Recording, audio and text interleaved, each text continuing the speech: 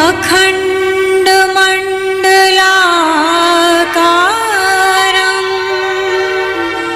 व्याप्तं येन चराचरं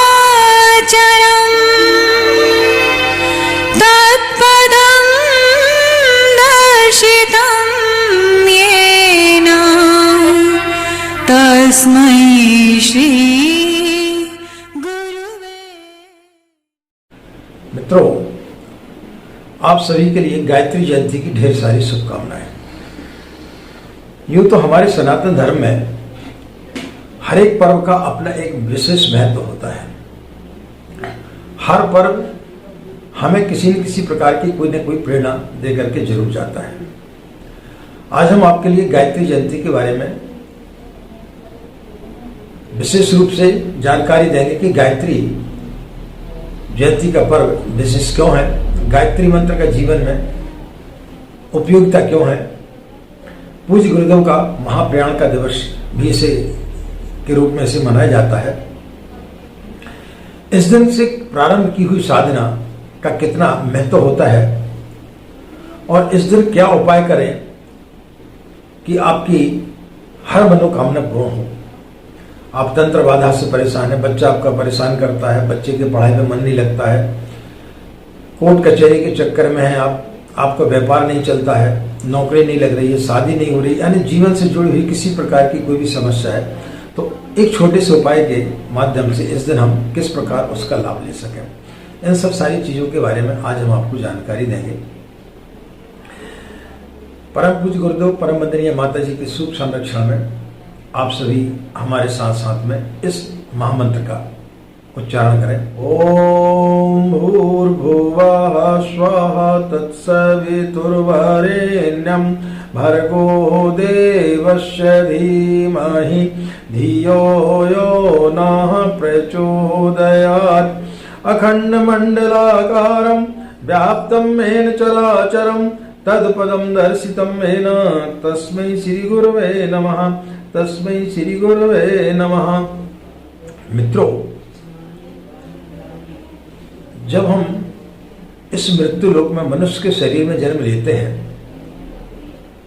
तो कई प्रकार की बेड़ियां लेकर के पैदा होते हैं।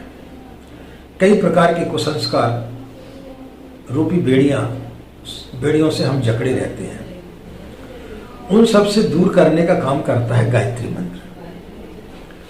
हम कई प्रकार की खूंटियों से बंधे हुए रहते हैं। लोभ, मोह, काम, क्रोध, कई प्रकार की वासनाएं हमारा पीछा करते रहती हैं। जब व्यक्ति का जन्म होता है तब तो वो ईश्वर के समान होता है, लेकिन जैसी जैसी उसके अंदर चेतना आती है, ज्ञान आता है, कई प्रकार की बेड़ियां उसे जकड़ लेती हैं और फिर व्यक्ति कई जंजालों में फंस जाता है। तो इन सब से दूर करने का काम करता है गायत्री मंत्र। गायत्री मंत्र व्यक्ति को देवत्व की ओर ले जाता है। एक व्यापारी था, अपने सहकर्मियों के साथ में जब व्यापार करने के लिए गया, जब अपना व्यापार करने के लिए लौटने लगा, शाम होने लगी, अंधकार छाने लगा, तो उसने एक सराय में आश्रय लिया और सभी घोड़ों को उसने जो है खूंटी से बांध दिया। लेकिन दुर्भाग्यवश एक घोड़े की जो है रस्सी कम गई। अब उसने देखा कि यदि इस घोड़े को मैं ऐसे छोड़ देता हूं तो ये भाग जाएगा, तो दूसरे दिन बड़ी तकलीफ होगी, तो कैसा किया जाए। तो उसी के पास बैठ गया कि इसकी आप रात भर रखवाली करना पड़ेगी। कुछ समय के पश्चात वहां से एक संत महात्मा निकले। उन्होंने उससे पूछा कि भाई आप यहाँ पर बैठे क्यों हैं, रात्रि का अंधेरा होने वाला है, आप विश्राम क्यों नहीं कर रहे हैं। तो उसने बताया कि महाराज जी मैं क्या करूं, सारे घोड़ों की रस्सियां थी मेरे पास में, लेकिन एक रस्सी कम गई। सारे घोड़ों को बांध दिया है, लेकिन इस घोड़े को मैं रस्सी कम होने के कारण बांध नहीं पा रहा हूं। अब ये कि रात्रि में इधर उधर चला गया तो संत ने कहा कि इतनी सी बात है। बोले एक काम कर, इसको तू रस्सी से बांध दे। बोले कैसी बात कर रहा है, मेरे पास तो रस्सी नहीं है।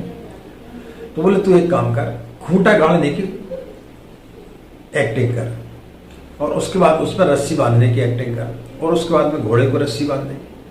उसने उसी प्रकार से वो गया, उसने इस प्रकार से एक्टिंग की कि खूंटा गाड़ रहा है, फिर उसमें रस्सी बांधी, और उसके बाद में उसके गले में रस्सी बांधने का उसने अभिनय किया। घोड़ा चुपचाप बैठ गया, उसे बड़ा आश्चर्य हुआ, रात्रि में जाकर के विश्राम करने लगा। 2 दिन सुबह उठा, सारे घोड़ों को उसने रस्सियों से निकाला, सब अपने अपने जाने के लिए तैयार हो गए, लेकिन ये घोड़ा बैठा हुआ था। डंडे मारे, सब कुछ किया, लेकिन वो टस से मस होने के लिए तैयार नहीं था। उसी समय फिर उस संत का आगमन हुआ। उसने बोला, क्या बात है? बोले, तो उठ ही नहीं रहा है। बोले, तूने इसकी रस्सी कहाँ छोड़ी है? बोले, रस्सी से तो बांधे नहीं। बोले, तूने अभिनय तो किया था। तो जिस प्रकार रस्सी से बांधने का अनुभव किया था, वैसे ही रस्सी से खोलने का अभिनय का, रस्सी को छोड़ने का अभिनय किया। वो आश्चर्यचकित हो गया। जैसे उसने देखा कि रस्सी खुल गई है, वो घोड़ा उठ करके खड़ा हो गया और जाने के लिए तैयार हो गया।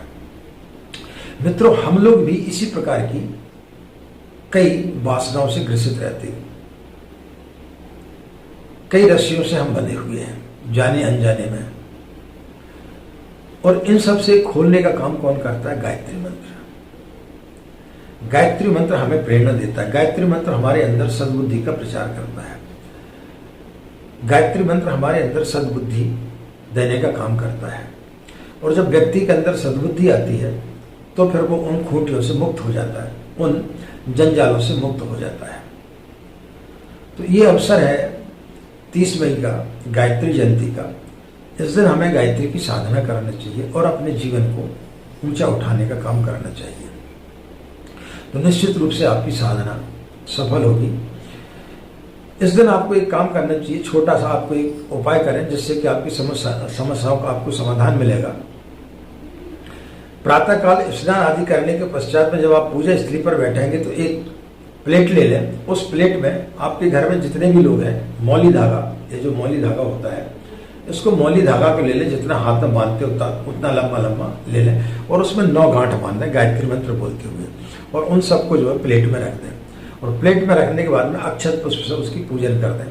और उसके पश्चात में जो भी आपको उस दिन संकल्प लेना है, उस दिन से यदि आपको कोई सवाला का अनुष्ठान चालू करना है, या लघु अनुष्ठान चालू करना है, या आपको गायत्री मंत्र का जाप प्रारंभ करना है, तो उस दिन जो है वो संकल्प लेकर के आप 1 माला, 3 माला, 24 बार, जितने भी आपको मंत्र का जाप करना, उतना मंत्र का जाप करके आपके जितने भी घर के सदस्य हैं, उन सबके दाएं हाथ में आप बांध दें। जिन बच्चियों की शादी नहीं हुई है, उनके दाएं हाथ में, और जिनकी शादी हो गई महिलाओं के, उनके बाएं हाथ में बांध दें। तो किसी प्रकार की कोई भी परेशानी आपके जीवन में होगी, वो निश्चित रूप से दूर होते हुए चली जाएगी।